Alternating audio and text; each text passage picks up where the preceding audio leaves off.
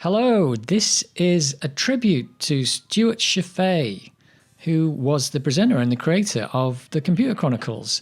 And we got the news that he passed away in December 2024. So I just thought I'd make a little video just to appreciate him and all the stuff he did. Because the Computer Chronicles isn't something I knew about back in the day. I don't think it was on TV in the UK. I never saw it. I only found out about it some years ago, and I really got into watching all this stuff. And if you've not seen the Computer Chronicles, it is just a fantastic snapshot into the history of like the evolution of the personal computer and the home computing and, you know, just computing in general. It started in the 80s and ran to the 2000s. So quite a lot of stuff was covered during that time, like the invention of all these processors and CD-ROMs, laser printers, and all kinds of crazy stuff. And they did episodes on virtually everything. And it's just fantastic to watch now, to see all that stuff like progressing over time, and the times when this stuff, you know, they were bringing out like, here's a printer, we've never seen a printer this small before, and stuff like that. And the CD-ROM, video games, games consoles, everything was in there. So it's a fantastic show to watch, and it's all on archive.org. So in memory of Stewart Cheifet and the stuff he did for us with the Computer Chronicles, I've just taken a bunch of clips. I went through, downloaded a load of episodes, and I just put little clips together of each one. And I've put the name of the episode and the year that it was published. And I've just taken little snippets. And do you know what? There was so much. I just couldn't believe it. So I've ended up with a 20-minute video of just little clips of Computer Chronicles of all little things that they've talked about. So this, if you've not seen Computer Chronicles, this will be a great intro for you, because it's just a little snapshot into all the little things. But this is 20 minutes of just tiny clips. There's hundreds of episodes. So go check them out on archive.org. The links to all the videos I've put in are in the description, and the name of the episode and the year it was published will be on the screen while it's there. So if you see anything you like, then go there and take a look. So I'll leave you with the rest of the video with all the little clips, and here's to Stewart Cheifet. Hi, and welcome to the Computer Chronicles. I'm Stewart Cheifet. Y2K, we've been hearing about this computer problem for a long time now. The question is, how serious is it, and what, if anything, can you do about it? This was not done in a professional studio facility. It was done on an Amiga personal computer using the video toaster board.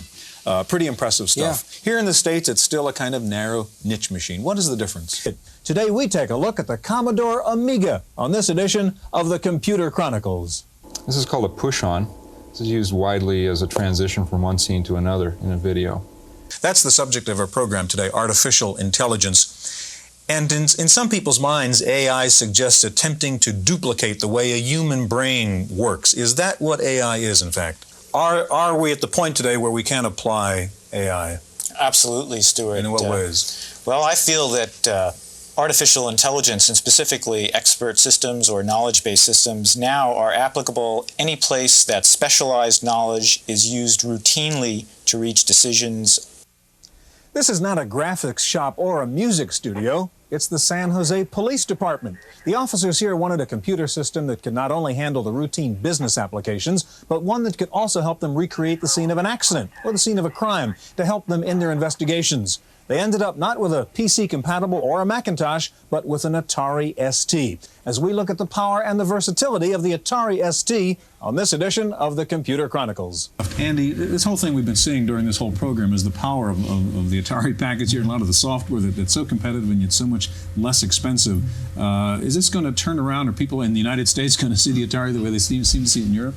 Most of the titles being sold here are for the Commodore 64, one of the original home computers, but there's a lot of life left in that old machine. New software titles still coming out for what is still a very large installed user base, the good old Commodore 64.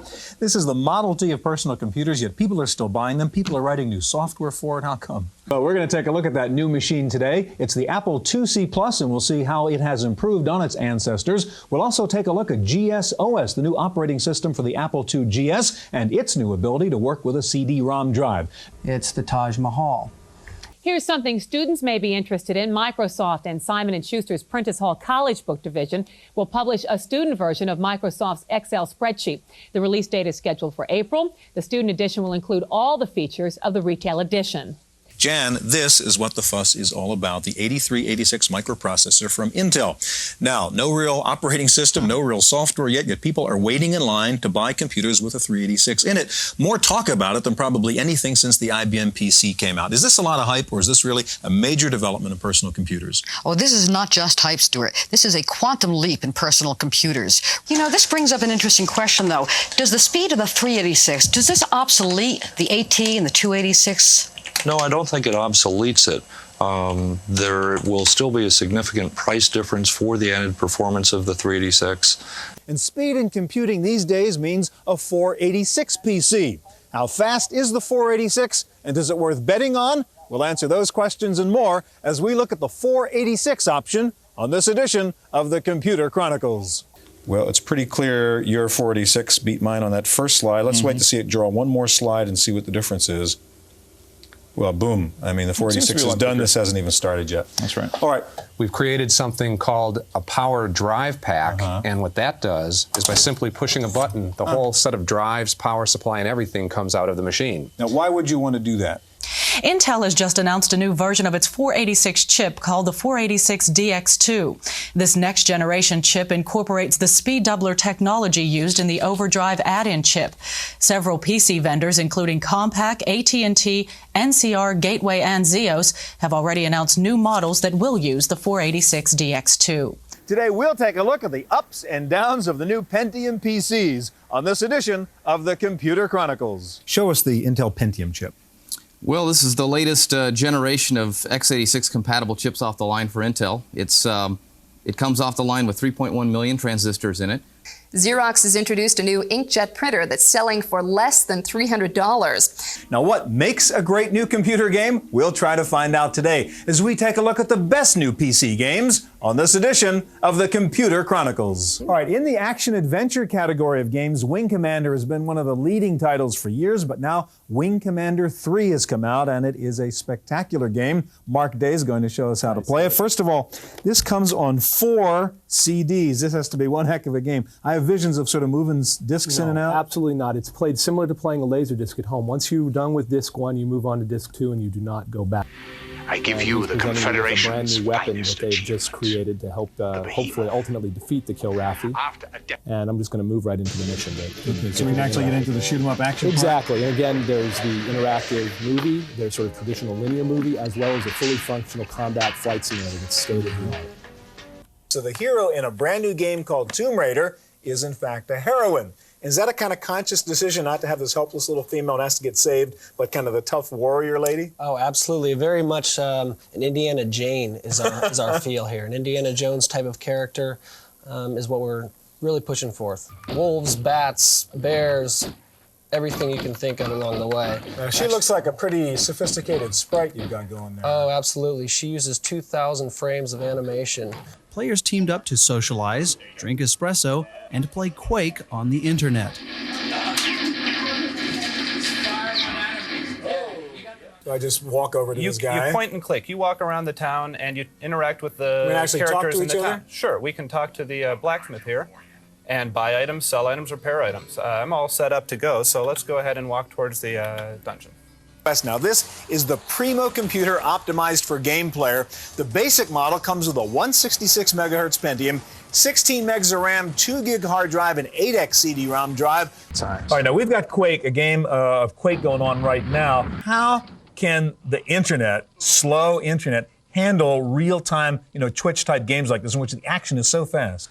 Well, really, that is still a problem right now. A lot of people can't really play these games sometimes because, they're limited by bandwidth and latency. What we were watching, what kind of lines were these guys on? You've got a system here.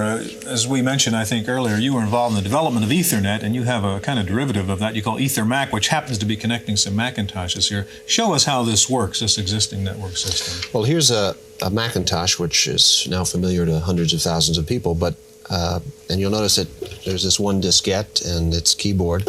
And the smart home is also coming on the market. Ryan Homes of Pittsburgh is the nation's first builder to be offering homes that come standard with computerized controls for all home electrical outlets and security systems, including the ability to program the home's electronics over the telephone.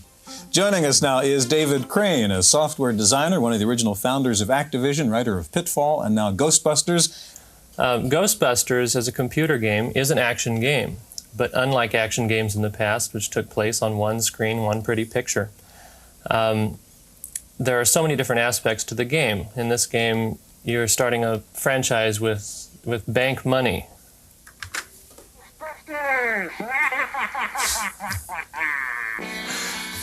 The game begins with a screen which has no playability. It's a title page, and if you watch for a little bit, we'll find a little bouncing ball comes along the screen, and you can sing along with the game. If you don't feel like singing along, or if you don't have a crowd in your living room to yell Ghostbusters at the appropriate time, the machine will do that for you. Okay. And we'll also show you the new Macintosh Screamer, the Power Mac G4, and some very powerful desktop editing software from Apple. Plus my pick of the week, an electronic book that is really slick. It's all coming up next on the Computer Chronicles. Let's put it on this Okay, Apple. so I just scan it in. Color one just lay it scanner. in there. Okay. Put it in there. So and you didn't pay any attention to how you put it on. You just Okay. sort of dropped it on there. The first thing I do in Ophoto is I tell the program what is my output device. And for today, since we're on television, we're going to use this Apple Color display. We noticed earlier we could zoom in. We could study great detail. Yeah. Here's a case where maybe two people are not in the same exposure. Exactly, different light on the two faces. It looks like just one of those organizers, but in fact it is a computer. This is the Scion 3.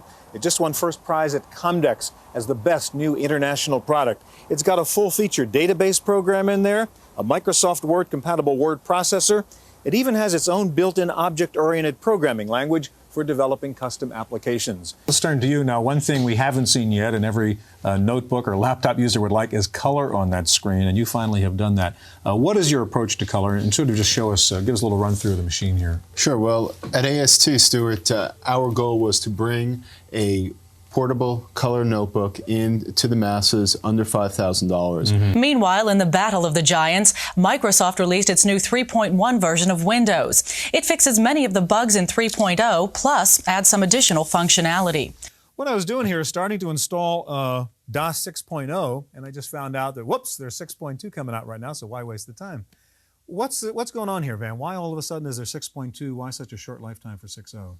Okay, today we will look at the newest version of DOS, 6.2. We'll spend some time on this controversial file compression function in the new DOS, and we'll look at the newest Peter Norton add-on for DOS. What is hot on the internet these days? A recent report on internet use shows that the most popular sections on the internet are the new users section, followed by the section called ALT Sex Stories. 500,000 internet users logged on to ALT Sex Stories during the past month. The next most popular section in cyberspace is called ALT Binaries Pictures Erotica. Finally, a real practical use for the internet. Pizza Hut has announced a trial program in Santa Cruz, California, which will let you order pizza for home delivery on the internet. Gary, we're talking about hard disk drives today, and what I have here are RAM cards. This is another way to get some mass storage. This is AST's 6-Pack Plus. You can get about 380K on this particular board. This is Intel's new above board. You can get up to 2 megs storage on that board. It seems there are so many alternatives around to hard disk drives, it suggests that there are still problems with hard disk drives. A disk is an electromechanical device that's composed of the actual disk platters themselves. There's 4 in this unit. These are the platters. They're mounted on a hub which is turned by a motor. Head assembly. This is the actual read-write head, which is moved on an arm across the surface of the disk to access the information on the disk. This arm is moved by a small motor, in this case, a rotary voice coil motor, which is here. We're told they're very delicate, fragile things, and you mustn't bang them and so on. How delicate is it?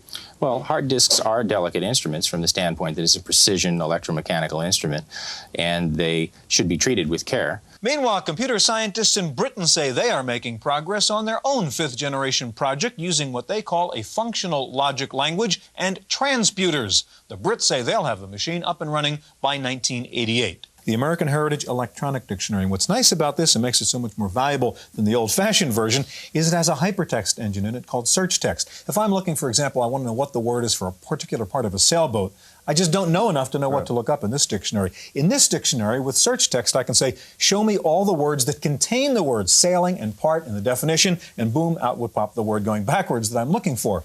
A perfect example is the Apple TV studio in Cupertino, California, where everything runs under HyperCard. Monica Jane reports. This studio has all the wizardry and gadgets you'd find in any television studio. But here at Apple TV, when the crew needs to fine-tune the facilities, they don't turn to an engineer, they turn to HyperCard. Microsoft is bundling Excel, Word, and PowerPoint into one package to run on Windows 3.0. The Microsoft Office for Windows will sell for under $1,000. Purchased separately, the programs cost nearly $1,500. This ledge here, I have a full complement of ports in this very small footprint here. But because of this ledge, I can keep the mouse attached actually even when I travel. And if you notice, I'm running Microsoft Windows and Excel here, and the spotting of the cursor is something that does move quite well across the screen. Well, Keith, and I want you to tell us a little bit about the 5200. That's your highest end machine, isn't it? Right, the 5200 is our 20 megahertz 386. It comes with either a 100 megabyte hard drive or a 40. This is a VGA compatible 16 grayscale gas plasma display. Real quick, what's the prices here on these three machines we've seen, Keith? This one's list price at $49.99. This one goes for 95 or 11 grand, depending on the drive. Kevin? This is $79.99 without modem, 2 megabytes, 40 megabyte hard disk, and $84.99 with a... Gentlemen, thank you. We're going to be talking more about laptops in just a minute. Welcome to the Computer Chronicles. I'm Stewart Cheifet. This is Gary Kildall, and the subject today is laser discs and computers. Gary, we're watching this movie on a video disc player here, which some people would consider high technology, but the fact of the matter is this is a dinosaur. It's been a flop. They're not even making it anymore. How then is it that we can be talking about this great future of video discs and computers? The CD-ROM is basically a disc which is manufactured by the same process as the audio compact disc. The only difference is that the CD-ROM is containing a digital data purely for computer processing. This innocent-looking disk can carry 540 megabytes of data. This particular disk has been pre-recorded. About 40% of the surface, single surface, has been used, and it contains the entire records of the 24th Olympiad in Los Angeles. When, Vladimir, are we going to see a computer with this compact disc storage system in it? We are making the evaluation units available first quarter of 1985, and we expect to have a few major customers by mid-85. If you remember the movie 2001: A Space Odyssey, there was a computer in that movie called HAL. And with HAL, you were able to talk to HAL. HAL could talk back to you. HAL would recognize your voice and say your name. HAL had intelligence, he could learn, and he could control functions within his environment, and that's what Halcyon's all about. That's what it's so the elements of Halcyon that are similar to HAL, let's say, would be the speech recognition, the speech synthesis, and some form of intelligence and learning. That's correct. Okay, good. Okay. Welcome to Halcyon.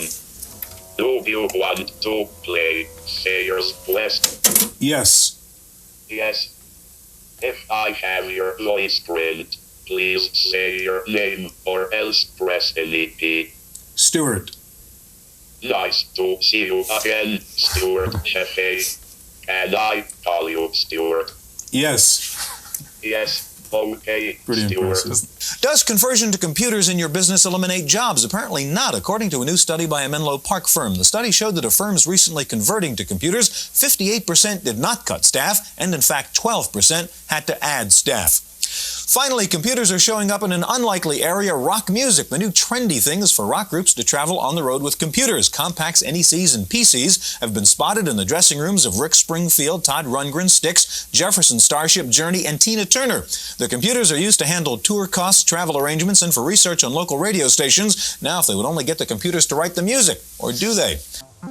Joining us now is Leonard Trammell. Leonard is Vice President for Software Development at Atari, and next to Leonard, his father, Jack Trammell. Jack, Chairman and CEO of Atari, and formerly the President of Commodore. Jack, you were Commodore. You were a very important part of Commodore, obviously, several years ago when the low-cost calculator, 995 calculator, was introduced. What is your ideas? What is your idea about marketing low-cost devices?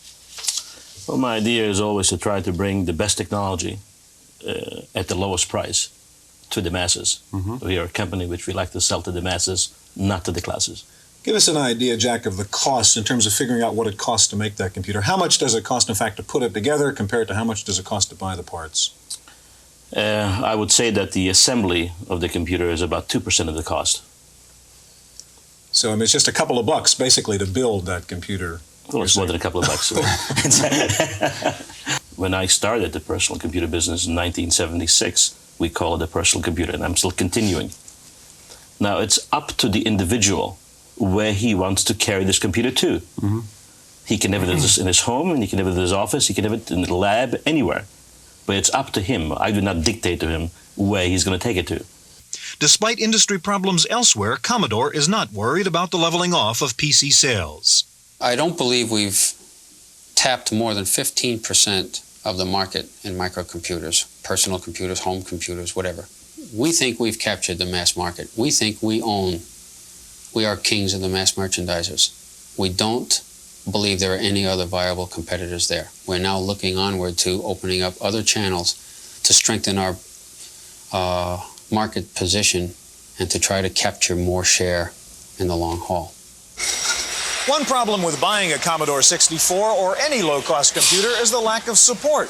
You usually buy it at a discount house where the salesperson, if there is a salesperson, probably knows less about computers than you do. The solution for most low-end users is a users group. Robin Garthwaite has more on that. Finally, pity the poor Macintosh workers at Apple. In the heyday, one penny for the Mac team was company-paid-for massages at your workstation. They were called stress reduction treatments. But with a little pain in the muscle of Macintosh sales, Steve says, no more back rubs. That's it for this week's Computer Chronicles. We'll see you next time. The Computer Chronicles was brought to you in part by McGraw-Hill, publishers of Popular Computing, the magazine that gives readers an understanding of the technology and applications of microcomputers and software in office, home, and classroom.